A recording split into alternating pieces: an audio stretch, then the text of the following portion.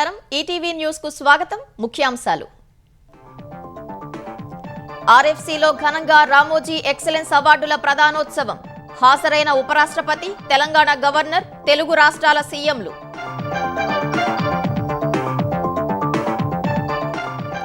విభిన్న రంగాల్లో 7గురికి పురస్కారాలు ప్రదానం సమాజ హితం ప్రజా సంక్షేమం కోసం కృషి చేసిన వారికి రామోజీ ఎక్సలెన్స్ అవార్డులు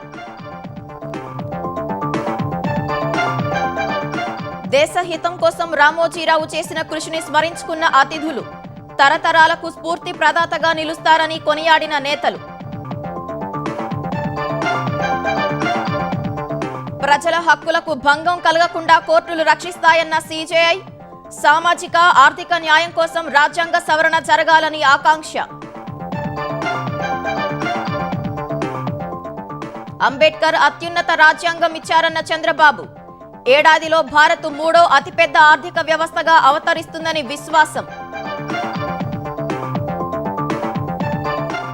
ఐబొమ్మ బప్పం వెబ్సైట్లకు చెక్ పెట్టిన తెలంగాణ పోలీసులు నిర్వాహకుడు రవితోనే మూసివేత కీలక నిందితులను అరెస్టు చేసినట్లు ప్రకటన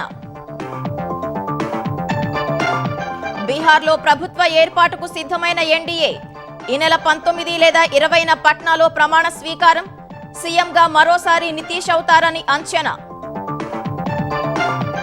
ఢిల్లీ పేలుడు స్థలంలో సైన్యం వాడే బుల్లెట్లు గుర్తింపు 9mm క్యాట్రిడ్జ్లను స్వాధీనం చేసుకున్న పోలీసులు ఉమర్ ఆర్థిక మూలాలపై దర్యాప్తు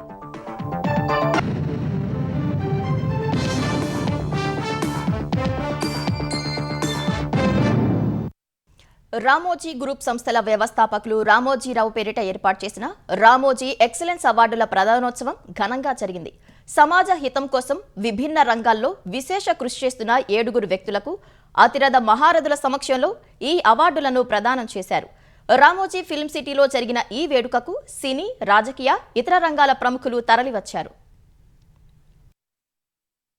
రామోజీ గ్రూప్ సంస్థల వ్యవస్థాపకులు రామోజీరావు జయంతి సందర్భంగా వివిధ విభాగాల్లో విశేష సేవలందిస్తున్న వ్యక్తులకు రామోజీ ఎక్సలెన్స్ అవార్డుల ప్రదానోత్సవం వైభవంగా జరిగింది రామోజీ ఫిల్మ్ సిటీలో జరిగిన ఈ వేడుకలకు ఉపరాష్ట్రపతి సిపి రాధాకృష్ణన్ తెలంగాణ గవర్నర్ జిష్ణుదేవ్ వర్మ మాజీ ఉపరాష్ట్రపతి వెంకయ్యనాయుడు సుప్రీంకోర్టు మాజీ ప్రధాన న్యాయమూర్తి జస్టిస్ ఎన్వి రమణ తెలుగు రాష్ట్రాల ముఖ్యమంత్రులు చంద్రబాబు రేవంత్ రెడ్డి కేంద్ర మంత్రులు కిషన్ రెడ్డి రామ్మోహన్ నాయుడు హాజరయ్యారు వారందరికీ Ramoji group CMD CH Kiran Margadarsi chit funds MD Sailaja Kiran Ramoji film city MD Vijayeswari ఇతర కుటుంబ సభ్యులు స్వాగతం పలికారు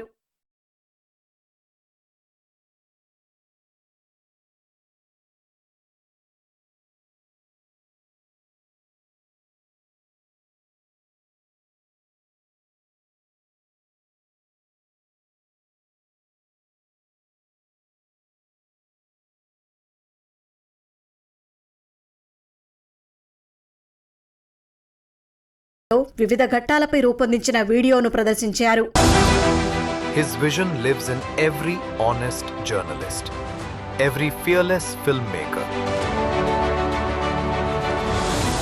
every dreamer who believes integrity is power. He told generations how to dream.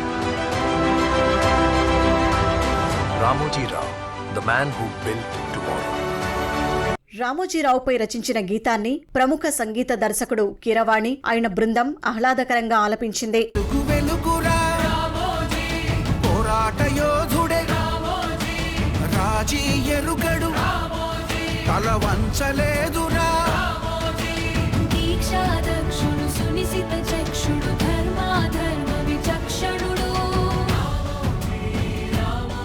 కార్యక్రమంలో భాగంగా రామోజీ పేరిట ప్రచురించిన ఇంగ్లీష్ టు తెలుగు డిక్షనరీని వెంకయ్యనాయుడు ఆవిష్కరించి ఉపరాష్ట్రపతి రాధాకృష్ణన్ కు అందజేశారు తెలుగు టు తెలుగు డిక్షనరీని జస్టిస్ ఎన్వి రమణ ఆవిష్కరించి ఉపరాష్ట్రపతికి అందించారు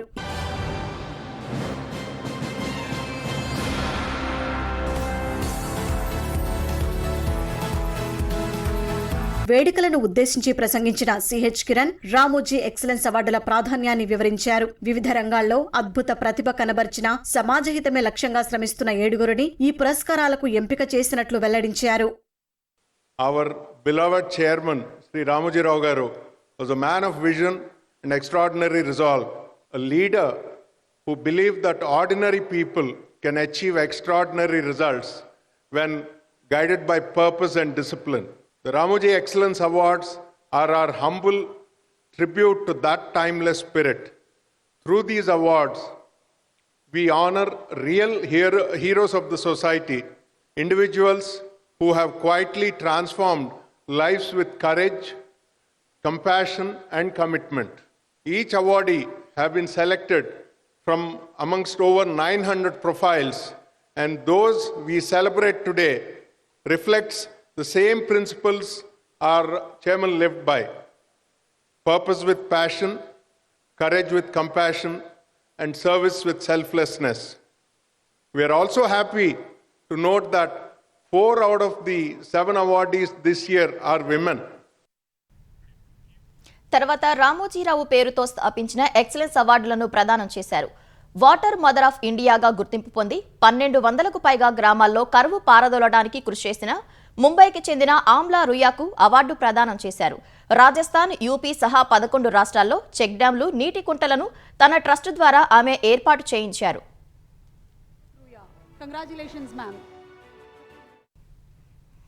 శ్రీకాంత్ బొల్ల రామోజీ పురస్కారాన్ని అందుకున్నారు. మచిలీపట్నం సమీపంలోని సీతారామపురానికి చెందిన పారిశ్రామికవేత్త అయిన శ్రీకాంత్ పుట్టుకతో అంధత్వం ఉన్న అద్భుత ప్రతిభతో రాణిస్తున్నారు. శాస్త్ర సాంకేతిక రంగంలో విశేష సేవలు అందిస్తున్న ప్రఖ్యాత ఇంజనీర్ మాధవీలత అవార్డును తెలంగాణ గవర్నర్ జిష్ణుదేవ్ వర్మ చేతుల మీదుగా అందుకున్నారు. ప్రకాశం జిల్లా ఏడుగుండ్లపాడుకు చెందిన ఆమె జమ్మూ కశ్మీర్లోని చిన్నాబ్ రైలు బ్రిడ్జ్ నిర్మాణంలో కీలక పాత్ర వహించారు. దాదాపు 17 ఏళ్ల పాటు ఆ ప్రాజెక్టులో పనిచేశారు. And the infrastructure for India as the chair of the Center of Sustainable Technologies at IIS.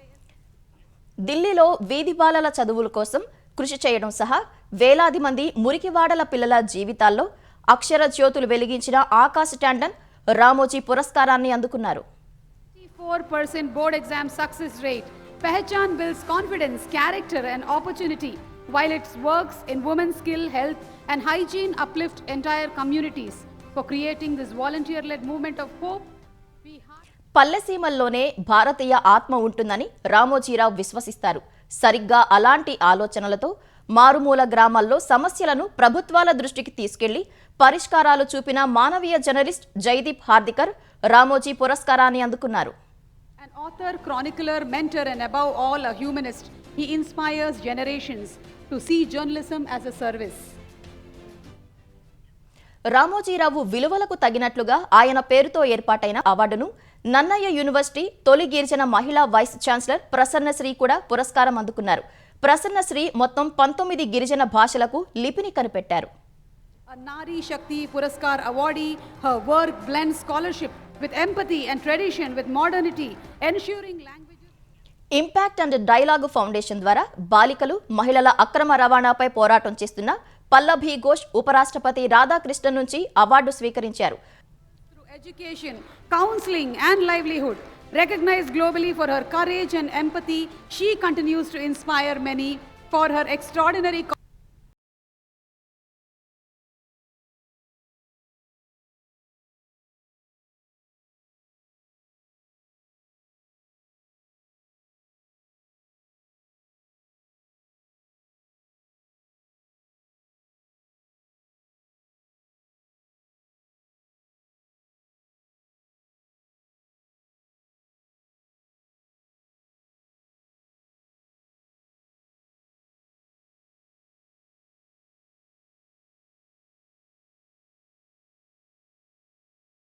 ప్రజాస్వామ్య పరిరక్షణకు కృషి చేశారని సుప్రీంకోర్టు మాజీ ప్రధాన న్యాయమూర్తి జస్టిస్ ఎన్వి రమణ కొనియాడారు.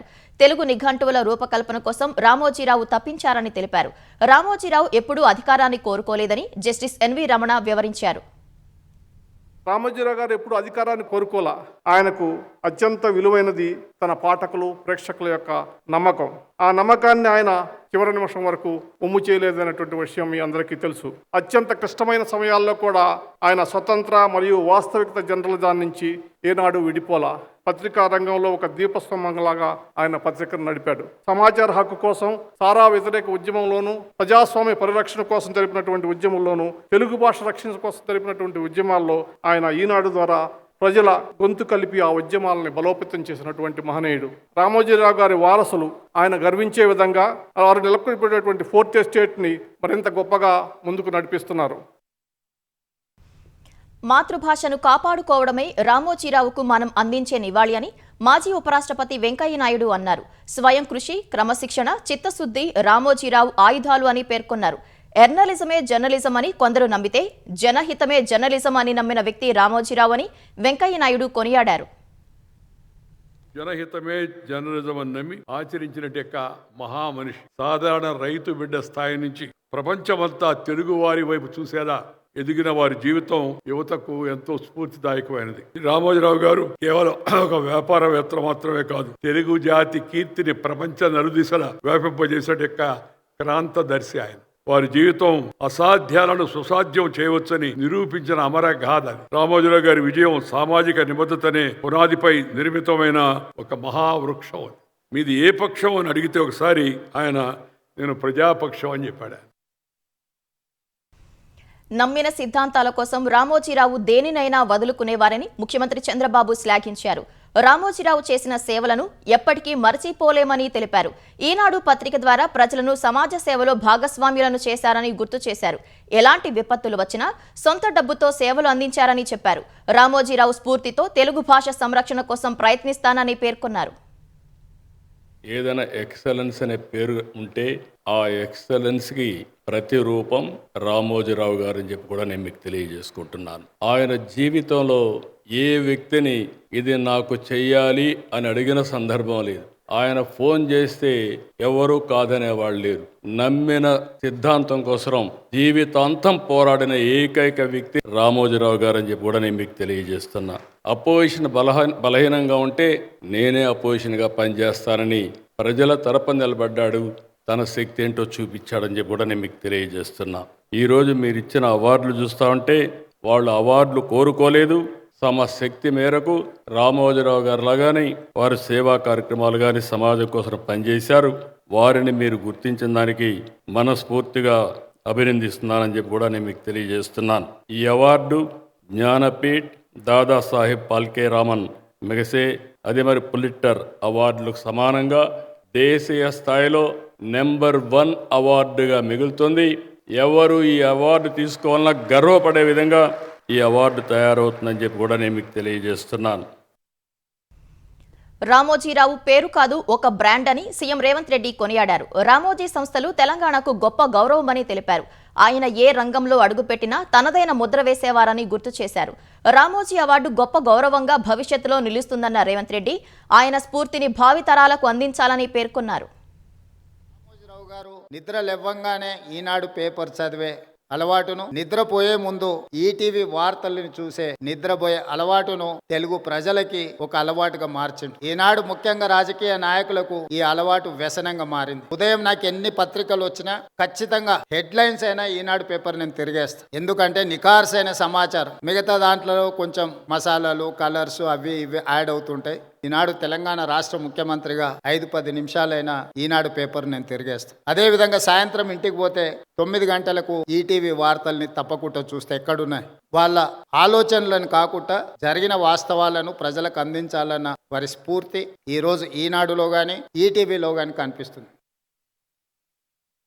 ప్రజాసేవ కోసం రామోజీరావు ఎంతో కృషి చేశారని తెలంగాణ గవర్నర్ జిష్ణుదేవ్ వర్మ కొనియాడారు. రామోజీరావు పేరిట ఎక్సలెన్స్ అవార్డులు ఇవ్వటం ప్రశంసనీయమని తెలిపారు. రామోజీ అవార్డు విజేతలు భారత స్ఫూర్తిని ప్రతిబింబిస్తున్నారని గవర్నర్ తెలిపారు. Late Sri Ramoji Rao Garu believed that true greatness lies not in accolades but in elevating society. As he often demonstrated leadership, his service expressed through purpose and perseverance. Mahatma Gandhi once said, "The best way to find yourself is to lose yourself in the service of others." These awards beautifully embody that timeless principle of purposeful action. Eenadu ETV నెట్వర్క్తో రామోజీరావు జర్నలిజానికి కొత్త నిర్వచనం ఇచ్చారని ఉపరాష్ట్రపతి CP Radhakrishnan కొనియాడారు. రామోజీ ఓ కుగ్రామం నుంచి వచ్చి ఎంతో సామ్రాజ్యాన్ని సృష్టించారని తెలిపారు. దేశంలో ఎక్కడ విపత్తు వచ్చినా రామోజీరావు స్పందించేవారన్న ఉపరాష్ట్రపతి ఆయన స్ఫూర్తిని భావితరాలకు అందించాలని పేర్కొన్నారు. And Ramoji Rao Garu is a great personality, a man who just started his career from a remote village. Those days, wish of our elders, but from that small village, created a kingdom. That is the spirit of him, and that spirit is the success life of him.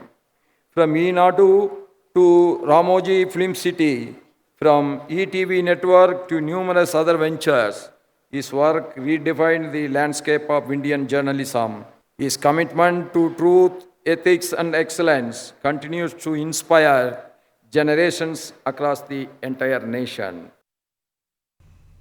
దార్శనికుడిగా నిత్య కృషివలుడిగా స్ఫూర్తి ప్రదాతగా నిలిచిన రామోజీరావు పేరున ఏర్పాటు చేసిన పురస్కారాన్ని అందుకోవటం ఎంతో సంతోషాన్నిస్తోందని Ramoji excellence అవార్డులు అందుకున్న విజేతలు హర్షం వ్యక్తం చేశారు.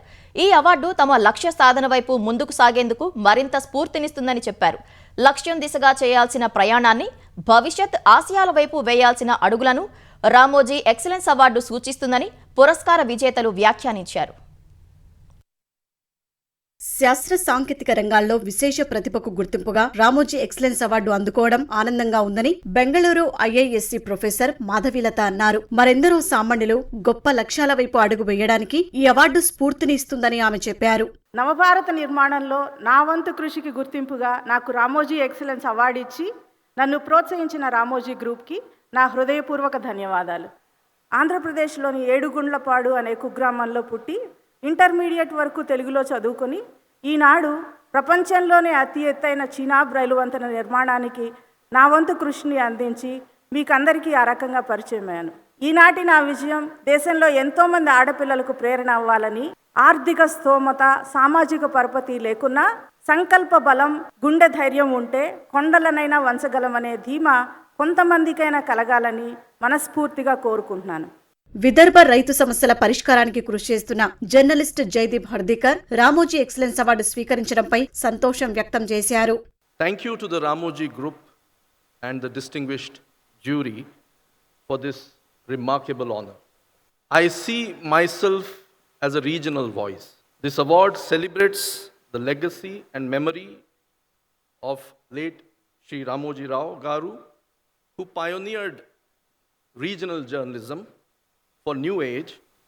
Apart from creating this magnanimous film city where many a dream takes shape, he showed us that one must dream but complement it with hard work and perseverance. This award will illuminate my path and reaffirms my faith in the eternal values that I deeply endure. I am deeply honored and I promise to strive with renewed purpose. Media రంగంలో ఎవరికీ అందనంత ఎత్తుకు ఎదిగిన రామోజీరావు ఎంతో మందికి స్ఫూర్తినిచ్చారని ఆదికవి నన్నయ్య విశ్వవిద్యాలయ ఉపకులపతి professor Prasannasri అన్నారు. రామోజీ ఎక్సలెన్స్ అవార్డు గిరిజనుల ఉన్నతికి చేస్తున్న కృషికి గుర్తింపుగా భావిస్తున్నట్లు చెప్పారు. I consider it as my highest honor to receive Ramoji Excellence Award for the year 2025. Every honor bestowed on me has always belonged to the tribal communities. This award too is dedicated to them. Ramoji excellence award వస్తుందని ఊహించలేదని ప్రముఖ పర్యావరణవేత్త ఆమ్లా రుయా అన్నారు. పడే ప్రతి వర్షపు చుక్కను భూమిలో ఇంకేలా చెయ్యాలని ఆమె పిలుపునిచ్చారు. I am so honored to be over here and to receive the award of excellence at the hands of such luminaries. It is the combined effort of the villagers and our team that has been awarded today on this magnificent stage. భవిష్యత్ కోసం మరింత దృఢంగా పనిచేసేందుకు Ramoji excellence award స్ఫూర్తినిస్తుందని ప్రముఖ పారిశ్రామికవేత్త శ్రీకాంత్ బొల్లా అన్నారు. Today, it is an honor for me to accept this award with deep humility and respect. Awards like this will make us realize where we stand in our purpose and where do we stand in our pursuit to reach our destiny. I reflect these awards as not true achievements, but true aspirations for future. For me, whenever the world looks up to me and says, Shrikant, you can't do this, I look up to the world and says, it's only me who can do this. Wherever your sight ends, my foresight begins, and wherever your thinking ends, my thinking begins. And this is the difference between you and me. I'm not an achiever today, but I'm an aspirant for the big future. లక్ష్యశుద్ధి, పట్టుదల ఉంటే ఏదైనా సాధించవచ్చని Ramoji excellence award గ్రహీత పల్లవి ఘోష్ అన్నారు. మరింత ఉత్సాహంగా పనిచేయడానికి ఈ award ఎంతగానో ఉపయోగపడుతుందన్నారు. A heartfelt gratitude to late Ramoji Rao ji. It is I would say that it's unfortunate that I could never see him in person. The work that I do is not something which is very interesting. It's very triggering and very difficult for people to actually understand. You want to do something, it's very difficult, but passion at the end of the day, if you have that passion, sky's the limit, you can do it. And then there is no shortcut to success. I have been working in this sector for the last 14 years. There has been threats, there has been challenges, but I would say that constant, consistency and persistence has made me reach to this level. Ramoji excellence award వీధి బాలలకు చదువు చెప్పేందుకు చేస్తున్న కృషికి దక్కిన అతిపెద్ద గౌరవమని Pehchaan the street school founder Akash Tandon అన్నారు. For the past 10 years, I have been trying to provide an identity through education to thousands of students and children from the underprivileged family. Today, this award seems like I have received my own identity.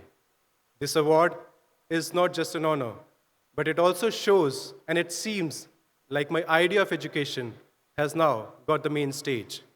The idea that education is not a privilege, and it is not only for the privileged. The idea that started from the dirty streets of Delhi has now got a platform where the world sees it.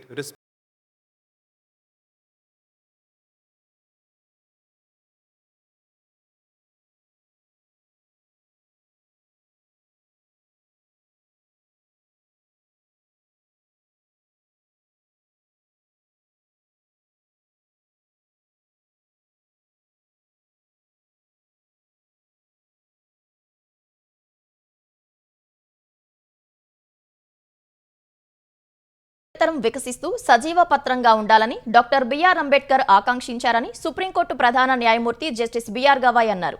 సామాజిక ఆర్థిక న్యాయ సాధన కోసం రాజ్యాంగ సవరణలను తేలిగ్గా చేసుకోవాలని అభిలషించారని పేర్కొన్నారు.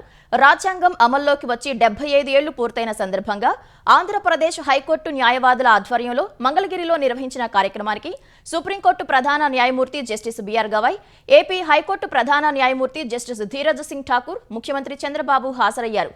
ఈ సందర్భంగా మాట్లాడిన చంద్రబాబు భారత రాజ్యాంగం అందించే స్ఫూర్తి చాలా గొప్పదని కొనియాడారు. రాబోయే రోజుల్లో భారత్ అన్ని రంగాల్లో నిపుణులను అందిస్తుందని ఆశాభావం వ్యక్తం చేశారు. Ambedkar has given excellent constitution for all of us. All times tested constitution. Narendra Modi ji has claimed very proudly, I was a chai wala. Chai wala has become Prime Minister of India, and also not only Prime Minister of India, great Prime Minister of India ever we have seen. You will create a record. That is the beauty of this constitution, to uplift people. Today we are 4th largest economy. By 1 year we are going to become 3rd largest economy. By 2038 we are going to become 2nd largest economy.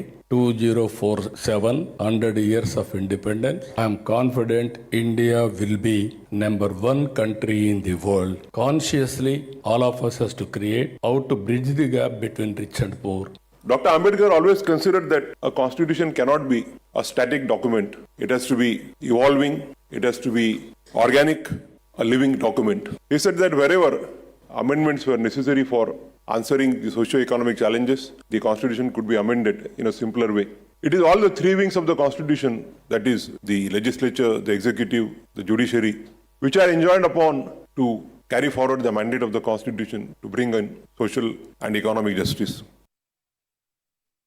Bhogapuram విమానాశ్రయాన్ని అనుసంధానించే master plan రోడ్లను 6 నెలల్లోగా పూర్తి చేయాలని ఆంధ్రప్రదేశ్ పురపాలక శాఖ మంత్రి నారాయణ అధికారులను ఆదేశించారు. Visakha VMRDA కార్యాలయంలో అధికారులతో సమీక్ష నిర్వహించిన మంత్రి జీవీఎంసీతో పాటు విఎంఆర్డీఏ పరిధిలో చేపట్టిన అభివృద్ధి పనులపై చర్చించారు. విఎంఆర్డీఏ చేపట్టిన ఎంఐజీ లేఅవుట్లు, మౌలిక వస్తుల కల్పనపై వివరాలు తెలుసుకున్నారు. మాస్టర్ ప్లాన్ రోడ్లు, విమానాశ్రయ కనెక్టివిటీ రోడ్లు, నీటి సరఫరా ప్రాజెక్టుల పురోగతిని సమీక్షించారు. విఎంఆర్డీఏ, జీవీఎంసీ చేపట్టిన అభివృద్ధి పనుల్లో జాప్యం లేకుండా త్వరితగతిన పూర్తి చేయాలని మంత్రి ఆదేశించారు.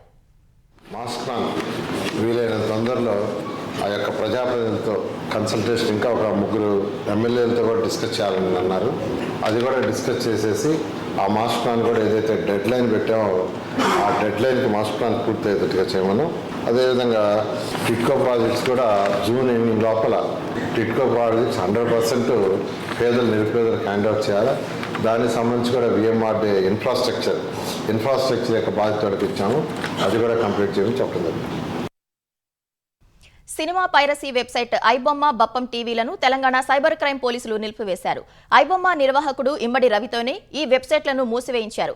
వెబ్సైట్ లాగిన్స్, సర్వర్ వివరాలతో ఐబొమ్మ బప్పం టీవీలు నిలిపివేయించినట్లు సైబర్ క్రైమ్ పోలీసులు తెలిపారు.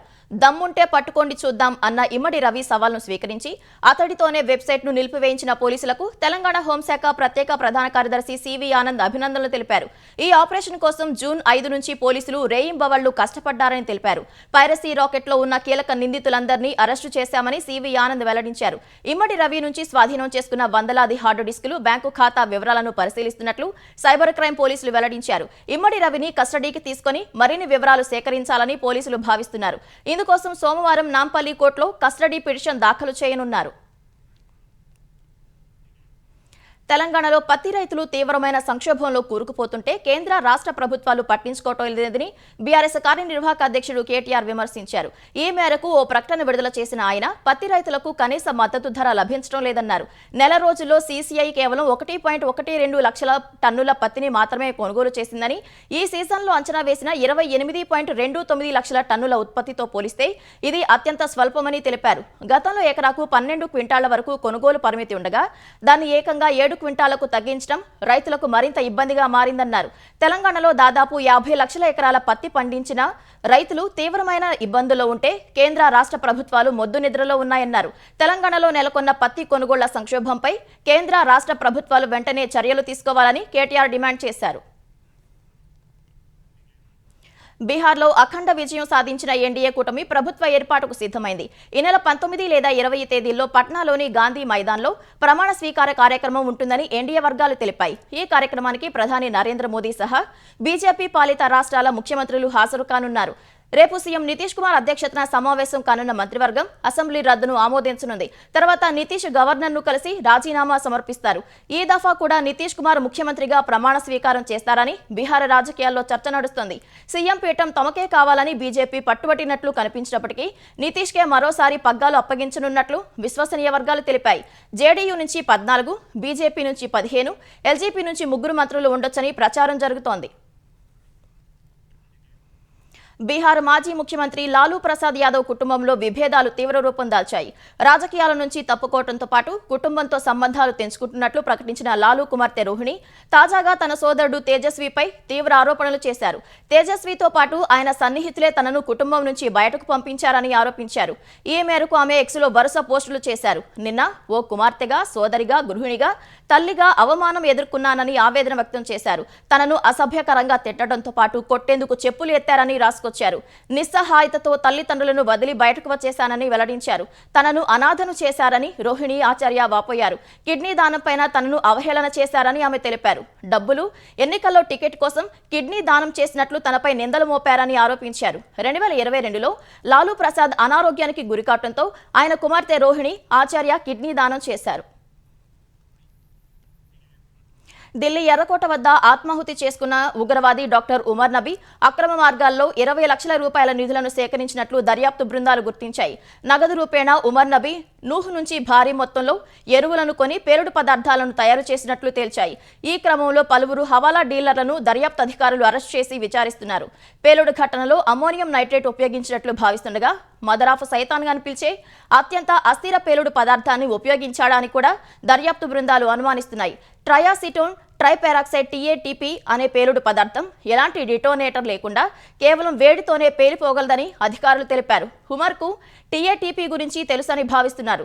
అటు ఈ పేలుడు కుట్రలో భాగమైన టెర్రర్ మాడ్యూల్ను గుర్తించేందుకు జాతీయ దర్యాప్తు సంస్థ పంజాబ్, హర్యానా, ఉత్తరప్రదేశ్, జమ్మూ కశ్మీర్లో విస్తృత తనిఖీలు చేపట్టింది. ఎర్రకోట పేలుడు ఘటనా స్థలిలో 3 9mm క్యాట్రిడ్జ్లను ఢిల్లీ పోలీసులు తాజాగా గుర్తించారు. వాటిలో 2 క్యాట్రిడ్జ్లో బుల్లెట్లు ఉండగా మరొకటి ఖాళీగా ఉంది. అయితే ఎలాంటి తుపాకీ దొరకలేదు. అవి భద్రతా బలగాలకు చెందినవా లేదా బయటి వ్యక్తులవా అని దర్యాప్తు చేస్తున్నారు. సికింద్రాబాద్ కార్ఖానా పోలీస్ స్టేషన్ పరిధిలో నేపాలీ ముఠా భారీ చోరీకి పాల్పడింది. దాదాపు 50 లక్షల విలువైన నగదు, బంగారు నగలు అపహరించుకుని పరారైంది. స్థానిక గన్రాక్ ఎన్క్లేవ్లో నివాసం ఉంటున్న కెప్టెన్ గిరి అనే వ్యక్తి ఇంట్లో చోరీ జరిగినట్లు పోలీసులు తెలిపారు. 2 నెలలుగా కెప్టెన్ గిరి ఇంట్లో పనిచేస్తున్న 2 నేపాలీ దంపతులు పక్కా ప్రణాళిక ప్రకారం దొంగతనం చేసినట్లు పోలీసులు చెప్పారు. దంపతులిద్దరూ మరో 4గురితో కలిసి చోరీకి ప్రణాళిక రచించినట్లు వెల్లడించారు. ఇంటి యజమాని ఫిర్యాదుతో కేసు నమోదు చేశామని, నిందితులను పట్టుకునేందుకు 6 బృందాలను ఏర్పాటు చేశామని కార్ఖానా ఏసీపీ రమేష్ తెలిపారు. సీసీ ఫుటేజ్ ఆధారంగా దర్యాప్తు వేగవంతం చేశామని ఏసీపీ వివరించారు. ఈటీవీ న్యూస్ సమాప్తం. నమస్కారం.